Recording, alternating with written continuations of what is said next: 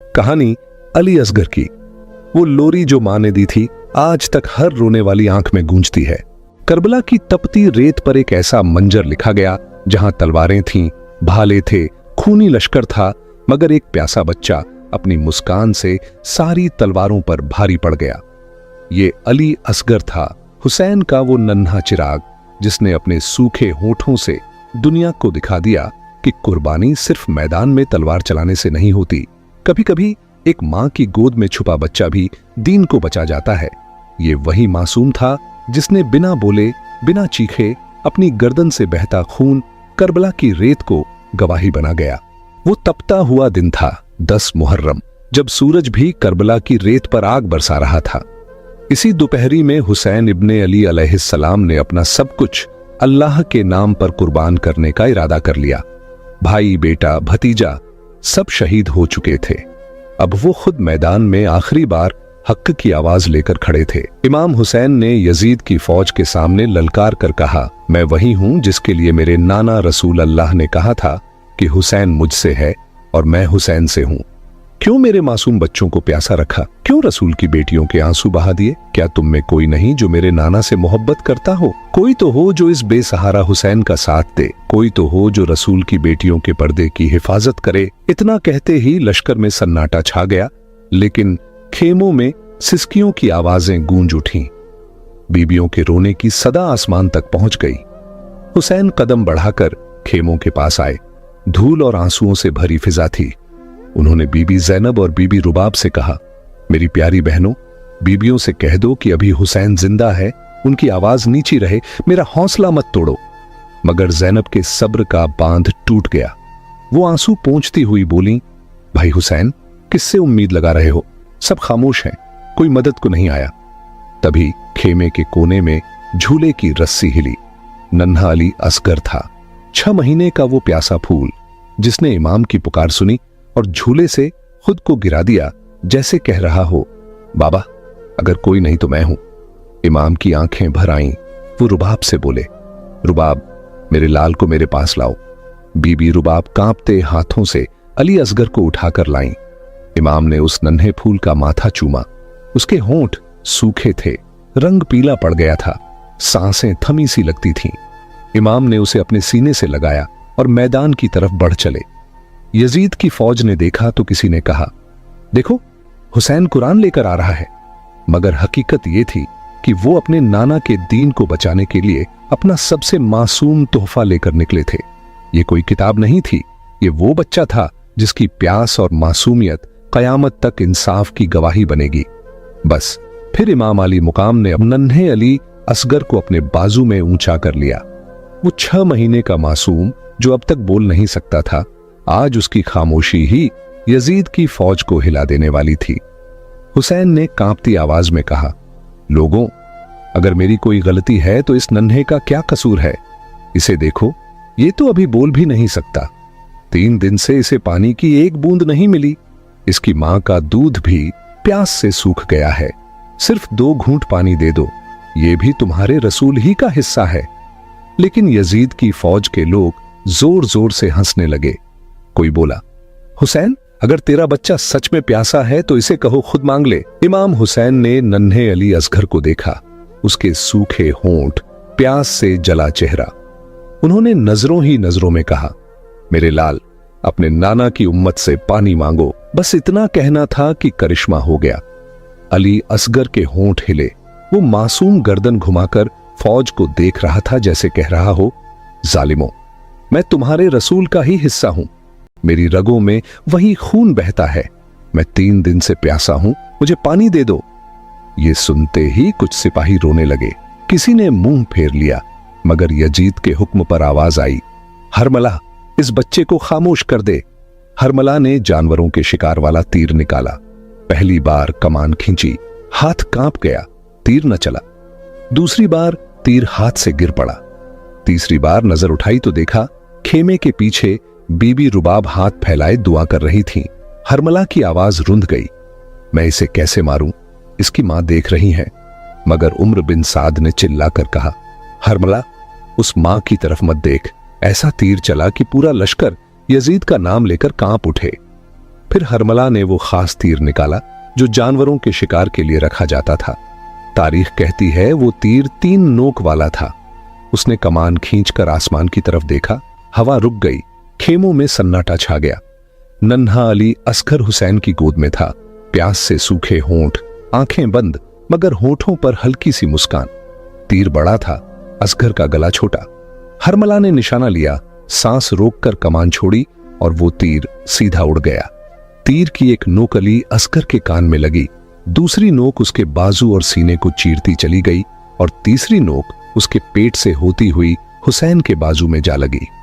मासूम असगर की मुस्कान जैसे कह रही थी, बाबा मैंने अपना हिस्सा दे दिया। हुसैन ने अपने 6 महीने के इस नन्हे लाल को देखा। उसकी रगों से कभी मां का दूध बहा था, अब वही दूध और खून हुसैन के हाथों पर गिर रहा था। करबला की रेत तप रही थी, सूरज आग बरसा रहा था, मगर हुसैन की गोद में वो मासूम अब हमेशा के लिए खामोश था। हुसैन ने ऊपर आसमान की तरफ देखा। या अल्लाह, इस खून को कहां बहाऊं? उन्होंने चाहा कि इस खून को आसमान की तरफ उछाल दें। आसमान से आवाज आई, हुसैन, इस मासूम का खून मुझ पर मत फेंको। अगर ये कतरा गिरा तो कयामत तक बारिश नहीं बरसेगी। फिर हुसैन ने जमीन की तरफ देखा।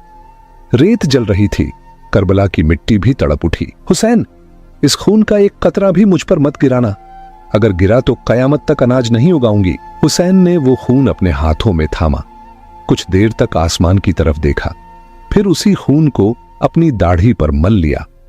आंसुओं से भीगी आवाज में कहा, या अल्लाह, तू गवाह रहना, तेरे इस्लाम को बचाने के लिए मेरा नन्हा अली असगर किस तरह शहीद हुआ। उसके बाद हुसैन ने अपने 6 महीने के मासूम असगर के जिस्म को अपने अब्बा में छुपाया और कांपते कदमों से खेमे की तरफ चले। जैसे ही बीबी रुबाब के सामने पहुंचे, उन्होंने चादर हटाई। तारीख कहती है बीबी रुबाब का चेहरा पीला पड़ गया, आंखों से आंसू बहने लगे। कांपती आवाज में बोली, क्या मेरे बच्चे के कातिल की कोई औलाद नहीं थी? क्या वो बे औलाद था? हुसैन ने बीबी रुबाब को गले से लगाया, आंसू पूंछे और कहा, सब्र करो रुबाब, देखो हम सब शहीद होंगे, सबकी लाशों के साथ बेहुरती की जाएगी, कोई नहीं बचेगा। आओ अपने असगर के लिए एक कब्र तैयार कर लें। फिर हुसैन ने बीबी रुबाब के साथ खेमों के पीछे तपती रेत में अपने नन्हे अली असगर की छोटी सी कब्र खोदी। रुबाब के कांपते हाथों में वो मासूम लिपटा रहा। हुसैन ने अपने जिगर के टुकड़े को उसी गर्म रेत में दफना दिया। रेत भी उस वक्त सिसक रही थी। फिर जब हुसैन खुद भी शहीद हो गए, खेमों को जला दिया गया, बीबियों को कैद कर लिया गया। रस्सियों में बंधी बीबियां जलते हुए खेमों के साये में शाम की तरफ ले जाई जा रही थीं। शहीदों के सर काटे जा रहे थे। उसी फौज में से किसी ने आवाज दी, वो बच्चा नहीं मिला जिसे हुसैन पानी पिलाने के लिए मैदान में लेकर आया था। एक जालिम बोला, मैंने देखा था, हुसैन उसे खेमों के पीछे दफना रहे थे। ये सुनते ही उमर बिन साद ने दहाड़ कर कहा, अपने हाथों में नेजे ले लो, जले हुए खेमों के पीछे मारते रहो जब तक उस बच्चे की लाश ना मिल जाए जिसे हुसैन ने दफन किया था। अगर वो मिल जाए तो उसका भी सर काटकर नेजे पर सवार कर देना। बस फिर यजीद की फौज ने हाथों में नेजे उठा लिए। करबला की तपती हुई जमीन पर नेजे मारते जाते, रेत उछलती जाती, हर वार के साथ खामोशी टूटती जाती। तारीख कहती है एक नेजा जैसे ही जमीन में लगा और ऊपर आसमान की तरफ उठा तो उस पर अली असगर का नन्हा सा जिस्म हवा में जैसे परवाज करता नजर आया। फौज यजीद खुशी से झूमने लगी। देखो, हमने रसूल अल्लाह के छोटे नवासे को ढूंढ लिया। वो मासूम जिसे 3 दिन की प्यास ने तोड़ा था, अब जालिमों के नेजे पर सवार था। जालिमों ने नन्हे अली असगर के 6 महीने के जिस्म को तपती रेत पर रखा। खंजर निकाला गया और उस मासूम का सर काट दिया गया। कोई रोया नहीं, कोई कांपा नहीं, फौज बस झूमती रही जैसे कोई जश्न मना रही हो। उस मासूम का सर नेजे की नोक पर चढ़ा दिया गया, जिस्म को वहीं धूप में छोड़ दिया गया। दूर खड़े खेमे में बीबी रुबाब ने यह मंजर देखा। उनकी आंखों से आंसू बह निकले। उन्होंने आसमान की तरफ देखकर कहा, या अल्लाह, मेरे अली असगर की कुर्बानी कबूल करना। लेकिन आज मैं तुझसे वादा करती हूं, जब तक मैं जिंदा हूं न ठंडा पानी पीऊंगी न कभी साए में बैठूंगी। फिर वो पाक बीबी रसूल अल्लाह से मुखातिब होकर बोली, या रसूल अल्लाह, देखिए आपकी उम्मत ने हम पर कैसे कैसे जुल्म किए। मगर हमने इस्लाम की बका के लिए हर तकलीफ को कबूल किया। सलाम हो अली असगर पर, उस मासूम पर जिसने अपना सब कुछ अल्लाह के नाम कर दिया। सलाम हो बीबी रुबाब पर, उस मां पर जिसने अपने 6 महीने के लाल को दीन की सरबुलंदी के लिए कुर्बान किया। सलाम हो अहले नबी की औलाद पर जिन्होंने करबला के तपते मैदान में अपने जिगर के टुकड़े कुर्बान कर दिए। सबसे भारी लाश करबला के उसी शहजादे अली असगर की थी जिसे सिर्फ हुसैन का सब्र ही उठा सकता था। सलाम हो ऐसे बाप पर जिसने अपने नन्हे अली असगर के नर्म चेहरे को रेत में छुपाया होगा। खुदा ही जानता है हुसैन ने कितना रोया होगा जब रेत उस मासूम के गालों से चिपक गई होगी। अहले बैत ने कैसे कैसे जुल्म इस्लाम के लिए बर्दाश्त किए। अपने जवान अली अकबर से लेकर 6 महीने के अली असगर तक सबकी गर्दनें कुर्बान कर दी।